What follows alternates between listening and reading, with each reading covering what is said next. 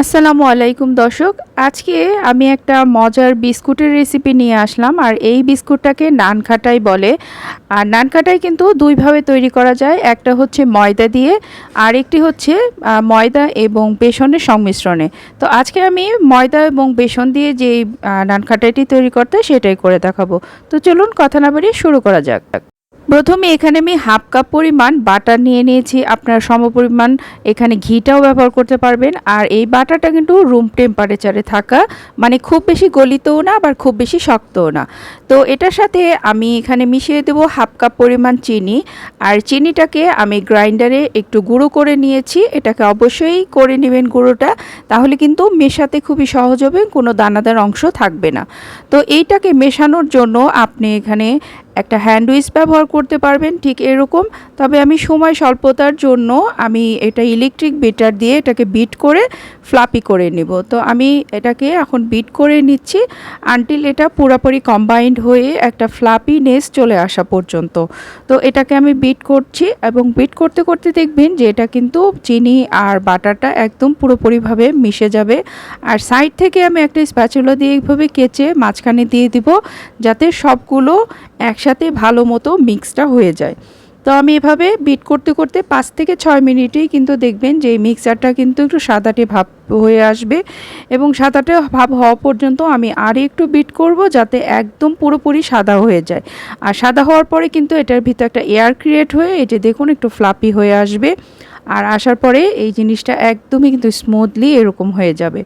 এই পর্যায়ে আমি এখানে শুকনো উপকরণগুলো মিক্স করে দিব।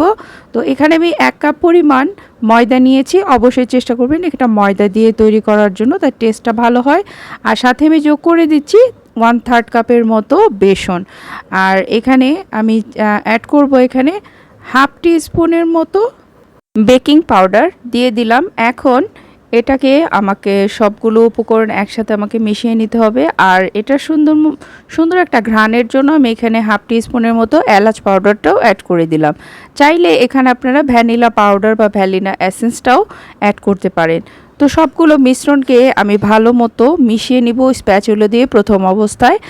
আর এখানে প্রথম অবস্থায় মনে হবে খুব বেশি ড্রাই, তো এভাবে আপনার মিশাতে থাকবেন এবং আমি এখন হাত দিয়ে এটাকে ভালো মতো কম্বাইন করে নিব। তবে খেয়াল রাখতে হবে খুব বেশি এখানে কিন্তু আপনারা লিকুইড বেস দিবেন না, লাইক দুধ বা পানি টানি অ্যাড করা যাবে না। তো প্রথম অবস্থায় একটু শুকনো শুকনোই লাগবে। তা আমার কাছে মনে হচ্ছে যে বেশি শুকনো, তাই এখানে আমি প্রায় 3 টেবিল চামচের মতো আমি এখানে ভেজিটেবল শর্টেনিংটা মিশিয়ে নিলাম। আপনারা বাটারটাও অ্যাড করতে পারবেন, আমি দুইটা একসাথে করে দিলাম। তো এখন আমি এটাকে ভালো মতো হাত দিয়ে এভাবে মুট করে করে এটাকে আমি অ্যাডজাস্ট করার চেষ্টা করব। তবে আপনারা খুব বেশি ঘাবড়ে যেয়ে যে এটা কোনো বাইন্ডিং হচ্ছে না, দুধ টুধ বা পানি টানি বেশি বেশি দিয়ে এটাকে একদম নরম করা যাবে না। এই যে দেখুন আমার কিন্তু মাখাতে মাখাতে এটা কিন্তু বাইন্ডিংয়ে চলে আসছে। তো ঠিক এরকম ফর্মে চলে আসবে। তো আমি এখানে টোটাল হাফ কাপ এবং আরও 3 টেবিল স্পুনের মতো ভেজিটেবল শর্টেনিং দিয়ে দিয়েছি। এখন আমি যে ট্রেতে সেট করব সেই ট্রেটা আমি এখন সেট করে নিচ্ছি। আজকে আমি এটা বেকিং করে নিব। এই পার্চমেন্ট পেপারটা আমি দিয়ে দিচ্ছি, যেহেতু ওভেনে করব, আপনারা চাইলে চুলোতেও বেক করতে পারবেন। পার্চমেন্ট পেপারটা যাতে উঠে না যায়, আমি 2 সাইডে এভাবে 4 সাইডে আমি তেল লাগিয়ে নিয়েছি। তো এখন আমি এই বিস্কুটগুলো শেপগুলো আমি দিয়ে নিব। তো এটা আমি 10 মিনিট ফ্রিজে রেখে দিয়েছিলাম। ফ্রিজে বের করার পরে আমি এরকম 1 টেবিল চামচের মতো করে এভাবে ছোট ছোট করে আমি লেচিটা নিয়ে নিব, কারণ যাতে সবগুলো বিস্কুট একই সাইজের আমার হয় এই সুবিধার্থে। তো আমি হাতের তালুতে নিয়ে এই ডোটাকে সুন্দর করে গোল করে আমি একটা গোল শেপ দিয়ে নিচ্ছি, ঠিক এইভাবে। আর বিস্কুটের শেপ দেওয়াটা তো খুবই সহজ। তো দেখুন আমার ডোটা কিন্তু খুব পারফেক্ট হয়েছে। তো এখানে কোনো ক্র্যাক থাকা যাবে না। তো মাঝখানে আমি একটু হালকা করে একটু দাবিয়ে দিচ্ছি। এটা এভাবে করতে হয়। মানে নাটখাটার ভিতরে আপনি যদি কোনো বাদাম টাদাম দিতে চান, সেই ক্ষেত্রে এই ডিপটা আপনি করে নেবেন, যাতে পরবর্তীতে আপনি এখানে ডেকোরেশনের জন্য কোনো বাদাম টাদাম বসাতে পারেন। আর এই বিস্কুটগুলো আমি সামান্য পরিমাণ দূরত্বে রেখেছি, যখন এটা বেক হবে এটা কিন্তু ফুলে আর একটু বড় হয়ে যাবে।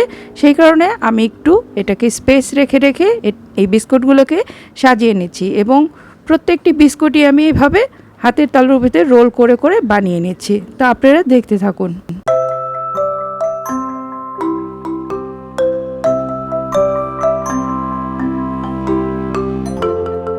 এই যে দেখুন আমার সবগুলো বিস্কুট কিন্তু শেপ দেওয়া হয়ে গেছে। এখন এটা গার্নিশিংয়ের জন্য কিছু কাজু বাদাম আমি এটার উপরে সেট করে দিব।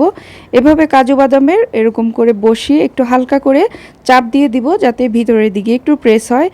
আর এভাবে আমি প্রত্যেকটি সাজিয়ে নেব। তো আমার সাজানো দেখে আমার ছোট্ট সোনা বাবুটা কিন্তু খুব এক্সাইটেড। তো ও বলেছে ও একটু সাজিয়ে দেবে। তো পরবর্তী স্টেপে ওকেও নিয়ে আসলাম। এই যে ছোট্ট একটি হাত দেখছেন, এটা আমার ছোট ছেলের হাত। তো ও একটু সাজিয়ে দিচ্ছে ঠিক এইভাবে।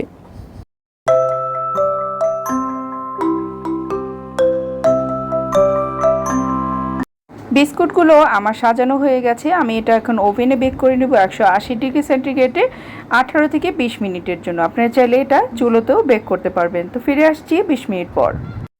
20 মিনিট পরে আমি বিস্কুটগুলো বের করে নিয়েছি। এখন এটাকে ঠান্ডা করে নিতে হবে, কারণ প্রথম অবস্থায় এটা খুবই গরম থাকে। তো আমি এখন গরম অবস্থায় একটু উঠিয়ে দেখাচ্ছি যে ওই পাশটাও কিন্তু বেশ সুন্দরভাবে কুক হয়েছে। দেখুন খুবই সুন্দর কালার এসেছে। তো এটা আমি গরম গরমই একটু ভেঙে দেখাচ্ছি। আবার এটাকে মিনিমাম আমাকে আধা ঘন্টা বা 40 মিনিট রেস্টে রাখতে হবে। তো গরম অবস্থায় একটু নরম দেখাবে, কিন্তু যখন পুরোপুরি ঠান্ডা হয়ে যাবে এই বিস্কুটগুলো অনেক ক্রাঞ্চি হবে। আর আপনারা এটাকে বয়েমে ভরে আপনারা এটাকে 1 মাস সংরক্ষণও করতে পারবেন। তো দেখে নিন বন্ধুরা, আমি কত সহজে এই নানখাটাই বিস্কুটটি বাসায় তৈরি করে দেখালাম। আশা করি আপনাদের এই রেসিপিটি অনেক সহজ লেগেছে। যদি ভালো লাগে অবশ্যই আমার ভিডিওতে একটি লাইক করবেন, এবং যারা আমার চ্যানেলের নতুন বন্ধু আমার চ্যানেলটিকে সাবস্ক্রাইব করে আমার পাশেই থাকবেন। তো দেখা হচ্ছে নেক্সট ভিডিওতে। সে পর্যন্ত আল্লাহ আমাদের সবাইকে ভালো রাখুন। আল্লাহ হাফেজ।